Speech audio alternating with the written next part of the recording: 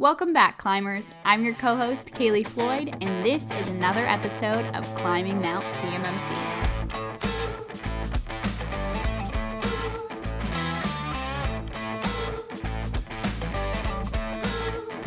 In today's episode, Bobby and Adam are doing part 2 of the common mistakes MSPs make when tackling the CMMC journey. We're so excited for you to join us in today's episode, and we hope that you enjoy. Okay, everybody, we're back on our second part for common mistakes that MSPs make when they're going on their CMMC journey. So we've covered a lot of great things. Adam, thank you so much for helping us there. But we were talking about complexity. We kind of touched on NFO controls. We also went through the whole marriage counseling and a whole bunch of other things that if you haven't caught it, it's really great. Hop back and watch that one. We release them every Thursday. So this Thursday, what we're going to be talking about is we're picking up where we left off about complexity. Can you dive more into the situation of complexity and how MSPs make common mistakes about those things? Yeah. So let's add some context, because I love my context stuff here. So 800, 171, DFAR, CMMC, they all relate to one another, and they each put their own little sub-requirements in there. And that starts to rapidly expand the complexity around CMMC, because we as MSPs will see CMMC, we'll type that into Google real quick and go, what is this? It'll then point us back to 171, and we go, cool, 171 exists. Let me get into the meat and potatoes of this as technically minded engineers, and go right to those controls. In the process of that, we've missed the appendixes. We've not read those out. Right. We've also not read that there's an assessor guide out there under 171A. Yep. And we just see the strict hard requirements and the controls out there saying encrypt your data at rest. Words. And we go, cool, great, I do that already. But there's more. Right. As you start going through those additional controls, you start seeing controls that impact other controls and support one another. And it can very quickly become a spiral of death if we're not paying close attention to that and without understanding what we're getting into, which leads into expanding our time investment on stuff. If we're going through and saying, yeah, I'm going to go ahead and roll out encryption organization-wide, good, great. Next control, is it FIPS validated? Right. What's that mean? Let me look that up. And when is it appropriate to use FIPS validated? Right. So many people I've seen go, oh my gosh, FIPS, I have to put it on everywhere. And you're like, well, that's not necessarily the case. So I've seen so many people utilize FIPS when it's not needed, Yeah, and I think we'll touch on that a little bit more later when we talk about scoping and scoping nightmares, because that's another easy pitfall and tar pit for MSPs to fall into. But it just shows the complexity of it all. We're familiar from MSPs, all of our interconnected systems, all the cool things they do between our workstations, our cloud services, our tool sets, our client environments. Like, let's be realistic. Technology is a very complex mechanism. And now we have to start thinking through, 300 some assessment objectives on all those, interconnected moving pieces of technology, and then throw the stuff that they don't specifically outright say. Right. I'm not sure when we get on with the editing process if this will be in this episode or something that will come off of the other one, but just talking through those NFO controls and where those come from. It's a really interesting piece, but coming from 853, coming from FedRAMP and how that all works, there's a lot there. Yeah, very challenging. And if we're security people, and this is the fun bit too, is that balance between security and compliance. It's important to remember 800-171 is focused entirely on the confidentiality aspect of the CIA triad. It just says encrypt your backups. It doesn't tell you have to have backups. It just says encrypt them if you do. And I think MSPs, and this is another area where MSPs make mistakes, is they feel that it's a complete framework, or a framework that once you finish, you're complete. You really need to engage the client holistically. That's why we plan to not only follow CMMC's 800-171 standard and 171A, but with our clients, we're also going to sprinkle in CIS on that, because of the fact that CIS has a more holistic approach, because their focus isn't just on that data protection.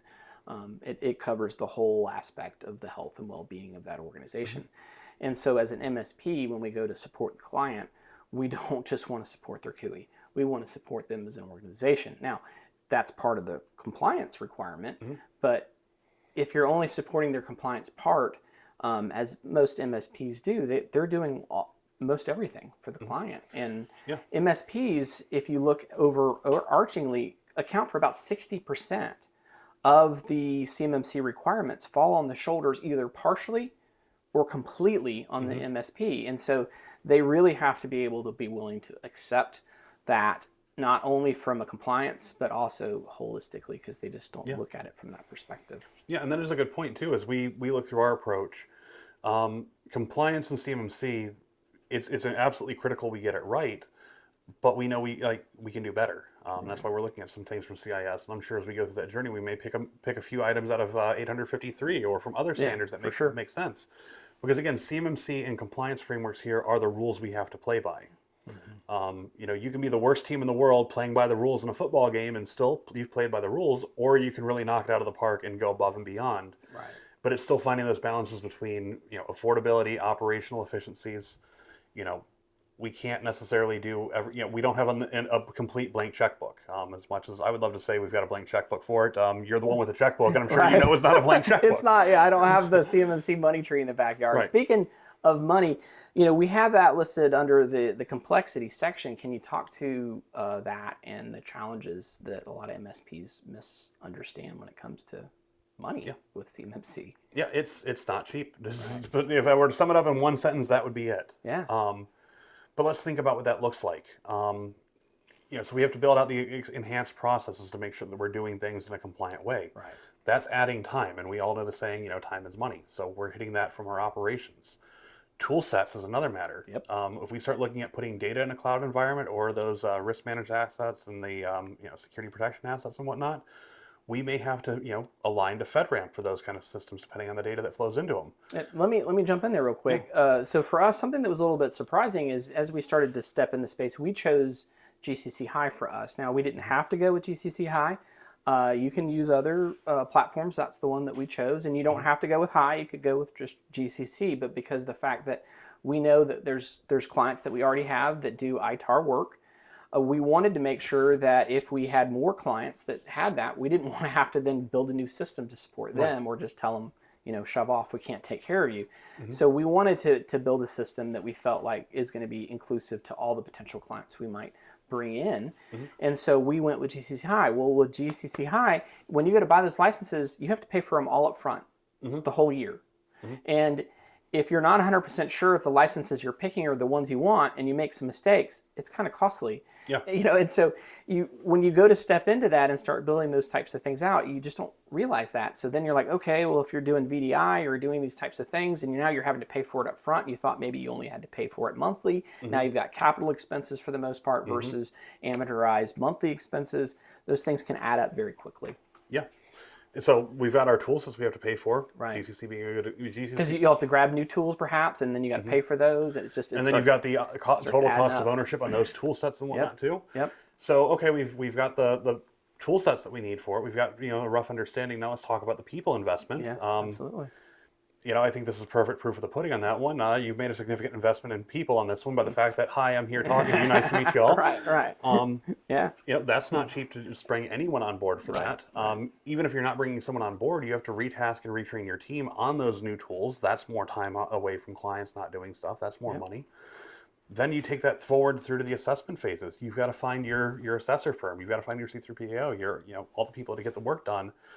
I can tell you they're not cheap either. No. They're estimating between $30,000 and $80,000 to do an assessment, depending on the size of your organization. I think it's pretty reasonable as a smaller MSP. If you're getting assessed yourself, you're probably going to spend somewhere between $30,000 and $50,000 would be pretty reasonable. I've heard of people being able to find cheaper, and I've heard of people finding a lot more. But the point is, it's going to cost something, and that amount is going to be something other than zero, and you need to account for that. And then, okay, so you've gone through, you've paid for your assessment. What if you don't pass? Oh, yeah. Gosh. So, okay, now you've got, maybe you're fortunate enough to be close enough to passing that you get, you're allowed to use a plan of action. So you still have to invest the time, energy, effort, resources to go through that plan of action. But keep in mind, so okay, let's take a step back before I get on to the next point. So you've gone through the plan of action. You were fortunate enough to be allowed to use a plan of action and just not, you didn't get told outright you failed, go try again, talk to you later. So you get that all done. Those assessments get reassessed, and finally you're sitting there. You've got your stamp of approval. Everything's fine, great, peachy, right? It still costs money. because those costs of tools don't suddenly stop. Training new people to get up to speed on those processes doesn't stop. Right. But then remember, CMMC requires reassessment. Yeah. It's not a one and done. It's a continued train that once you hop on, you're not getting off. And that's a good point there, Adam, because once you're going through that process, you're committed. You're in for a penny, you're in for a pound. And a lot of organizations have really struggled trying to be financially viable in certain new tasks when they don't plan on things taking longer than they expect, right? Our CMMC journey is taking us a lot longer than we anticipated, but we knew that was a possibility and accommodated for it cost-wise and resource-wise. And if you're thinking, okay, I got to have 6 months to be ready, we're going to pass the assessment on month 7, and then we're going to start generating all this revenue on month 8, and if this whole thing falls apart, I'm screwed, then you're not in a good position to go after this. You have to have enough, war chest to go after this thing so that you can appropriately accommodate for it time, resource-wise, and money, so that if it goes off the rails, which it probably will to some extent, because everything doesn't just play out the way you want with such a large, massive implementation project, you've got to be able to accommodate for that. You've got to be able to accommodate for additional slides in time. You can't just say, well, I can only tie up Adam for 6 months, and if it goes past 6 months, I'm going to have to pull him. Well, then you've just pretty much went halfway through the forest and then just burned the whole forest down and left. It's just not really very viable. Because if there's anything we've learned over the years in MSPs is things will change. Right. And setting those super aggressive timelines are great, but you've got to have that flexibility built in. So when you do hit those delays, hypothetical scenario, say we did set that aggressive timeline, which we do have our aggressive timelines, but we do have that flexibility padded in. But we get to month 5. Month 5 is crunch time. We've got a lot of work to do. It's a super critical point. And something bad happens. I just get really sick. And I can't, my brain's not where it needs to be. I'm not able to sign on that week to do work. Did that just compromise our entire business plan? And that's, if me taking a week off of work for one reason or for another compromises the business, I'm sorry, that's a problem that you need to work out. Well, and I think that also goes to being realistic too, that if you're going to try to bring in that intern or somebody and you're just going to say, here, you handle this and I'll come back to you in 8 months and you'll have this thing figured out, they're not going to get very far at all. You've got to take a very serious approach to this and have very realistic timelines with the resources and the people you have. So you're going to have, I'm the CEO of the company, so that's a big part of the reason why I'm helping out as best I can. But I needed to bring you on too, and I didn't bring on an intern. I brought in somebody that knew what they were doing and had experience. And so these are all things that are really critical to be able to be successful in that. Yeah, and even then, I've been working with CMMC 800-171 for a while now. There's still the whole pieces and parts of writing a policy and figuring out how do we do business, how do we do this thing here, what do we already have established. And then trying to decipher all that, looking at what we already have and going, okay, I can take these bits that still work, I need to re-architect this, then I have to pass that through change approvals and send that your way because I can't make business impacting decisions on my own without a sign-off. Right, yeah. It's not just about passing the assessment, like you said. You've got to continue to pass. So you have to build a system that can not only support the existing clients you have, future clients that you're going to have in the CMMC ecosystem, and you're going to be able to continue to support them in a way that scales. There's no book that you can read about that. It's going to take time to learn how to do that for you as a company, and the way that we do it will not be the same way that you're necessarily going to do it yourself. You've got to find your own path, and you've got to give yourself the time to accomplish that, and that is a huge, huge order. Now, 5 years down the road, I think there's going to be a lot more common type processes, just like with CMMC is just like MSPs. As MSPs were kind of evolving back in the day, we kind of all started following certain types of molds and patterns, and that took some time to develop, and then there's a lot of knowledge and books about that, but we're all new. This is all new, so none of that's happened, and everybody's figuring that out right now. Yeah, so I think that actually leads very well to transition into our next topic to kind of wrap things up, is so how do we as an MSP keep that under control? And I think the answer to that really boils down to keeping our scope contained. Right. When we think about 800-171 and the objectives of CMMC, it's to preserve the confidentiality of federal contract information, FCI, and controlled unclassified information, CUI. If a system does not come into contact with FCI or CUI, get it the heck out of that scope. Right. Shove it off to the side, get it away from me. Like, why would you, if you don't accept federal contracts and you don't have FCI, why would you why would you ever want your QuickBooks server in the scope of a CMMC Right. assessment unless it has to be there for some other reason? Or why would you want your sales and marketing team to be scoped in on that process when they shouldn't be touching, CUI? Right. They may touch FCI as sales and marketing because they're going to be looking over those contracts as RFPs for potential, and whatnot. But the CMMC level 1 requirements that only apply to FCI are much less of a struggle than the 800-171 requirements. For sure. So this brings us to a good point that a lot of MSPs, the mistake they try to do is they say to themselves, we'll just put our whole organization in scope because it's easier, because I don't have to think about how I want to scope things. And trust me, it's not easier. It's easier from the decision of scoping, but it is not easier cost-wise, resource-wise, and adjustment-wise. An example of that is, for us, we scoped down to a much smaller chunk of our business. In fact, our daily operational systems we did not include in scope. We actually had virtual machines. So when we're going to support our clients, we're actually going to have virtual machines inside our GCC High environment that we're going to be hopping from to support our clients so that we're in parity as we're supporting them. But we're going to be accessing those from our normal workstations that we're supporting our existing clients. What that does is that makes our normal operational workstations still in scope, but what are called CMRAs, which are a smaller subset of requirements, which that means that the workstations that we're going to be using on a daily basis isn't really going to be at the level that one of those fully compliant devices are going to have to be, which are called CUI assets. So that allows us to kind of keep the cost down. Now, that then means I don't have to throw out all the tools for everything for everybody. So that allows us to have a little bit more flexibility so that we can start to grow our client base in that CMMC environment and evolve as a company. And then from then we can make some additional decisions. But that's where that scoping, you really need to think about that and really start thinking about, because if you just say, okay, frick it, we're going to just change our whole company to try to be compliant. And if you do that, then that means the tools that you use. Yeah, everything is under review. You just included all that stuff. You don't have another little section that you can sort of start to create the that environment and then build off of that. And it just doesn't, in my opinion, work if you try to do your whole system. But I'm sure there's some companies that can pull it off. Yeah, and there's if you want to, as an MSP, scope your entire company into it. Just to be clear, I don't think that's wrong to do, but you've got to understand what you're doing in that process. Yeah. That is all your tools, all your techs, your physical environments, everything. That gets very complicated very quickly, and that increases. I think if you're going to pull that off, you really have to be. Your organization already would have to be very familiar with compliance and have some very well tied in, extremely mature processes as an organization. I mean, like high level, like very well rounded ticket template processes, very well rounded change control processes. I mean, you would have to be really close to the CMMC model. I think if you're going to really tackle your organization. And I'm sure there's MSPs out there that are used to compliance and have been really working, but most MSPs don't really do that. Right, and it's not like the other frameworks that exist out there, because don't forget there are plenty of those other frameworks out there. They do have their requirements, and how MSPs may be tied into those in some way, shapes, and forms. But CMMC comes down to a matter of national security and national defense. The government takes it extremely seriously. The DoD takes it extremely seriously because of the risks involved with doing it wrong, and as a result of that, they're making sure you're crossing your T's, dotting your I's, and doing it right.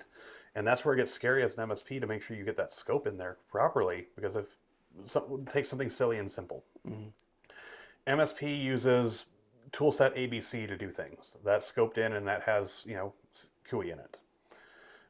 And the vendor says, yeah, we're great for CMMC. It's all fine and dandy.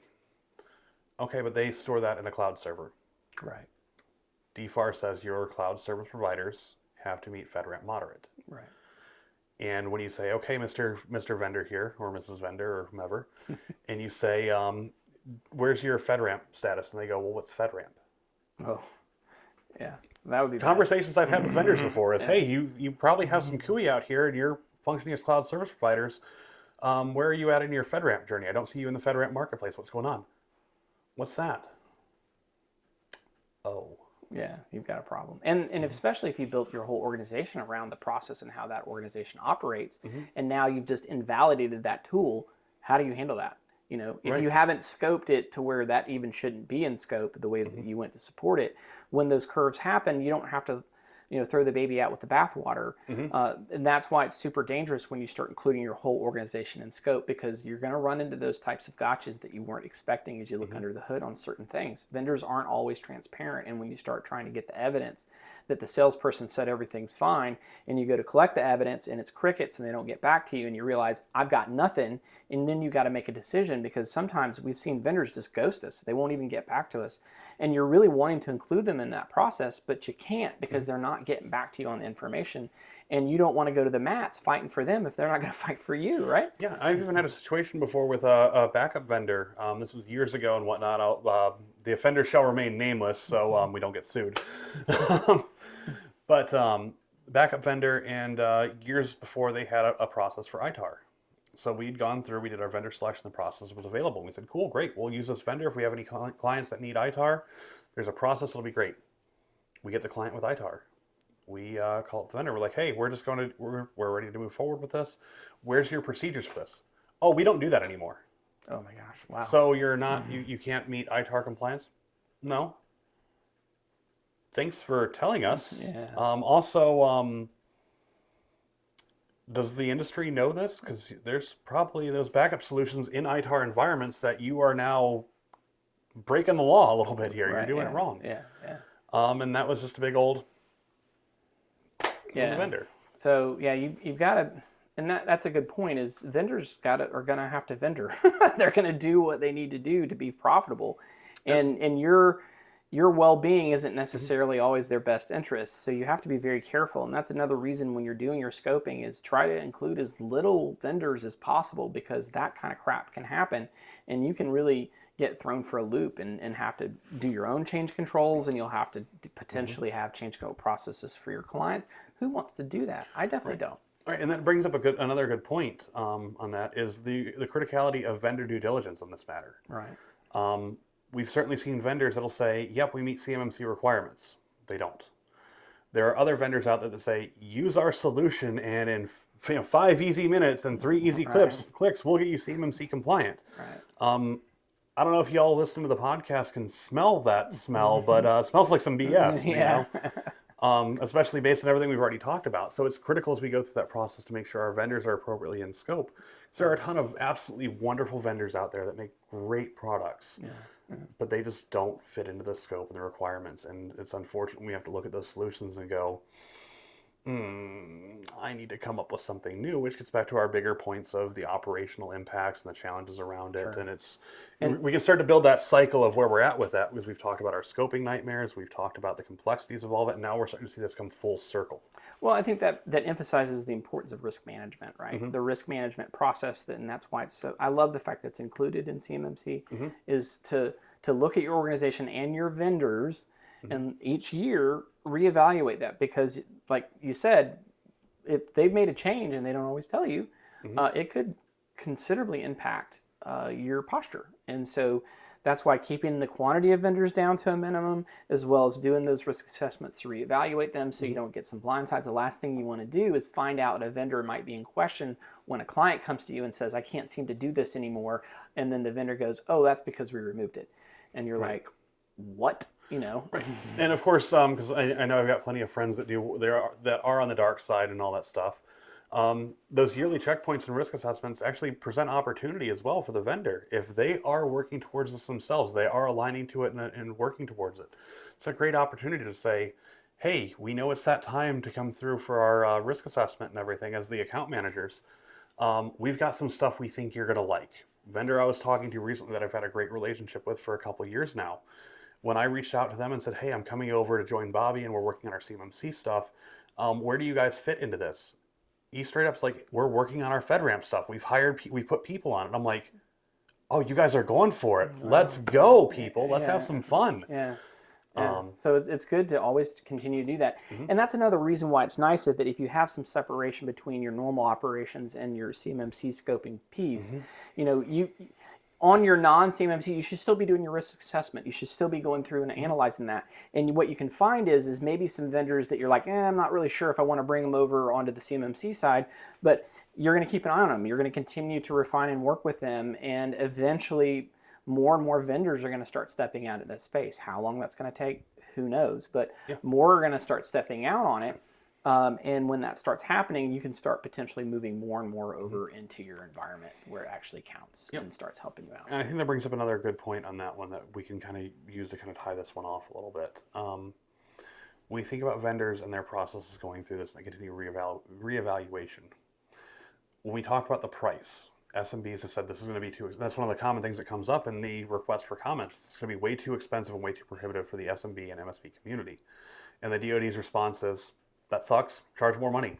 Right. And if you don't want to do that, then it was nice doing business with you. We'll find someone else. Yeah. But what that really means for us as MSPs is as we go through the CMMC journey ourselves, we put those more formal risk management practices in place. We build our systems to be more secure. We take those lessons learned from the DoD and CMMC space down to the rest of the MSP.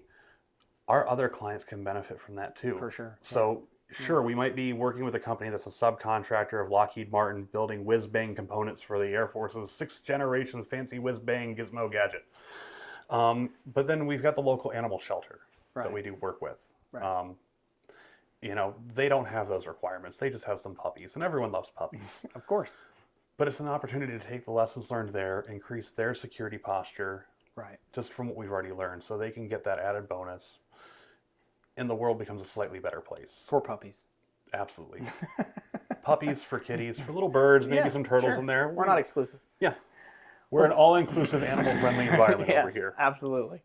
Well, thank you all so much for joining us in our conclusion of our second part for common mistakes that MSPs make when they're going on their CMMC journey.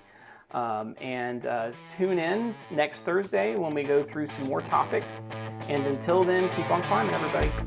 Make sure to follow us on LinkedIn and YouTube to stay up to date on the latest CMMC news. We hope you guys enjoyed today's episode and listen out for the next one. But until then, keep on climbing.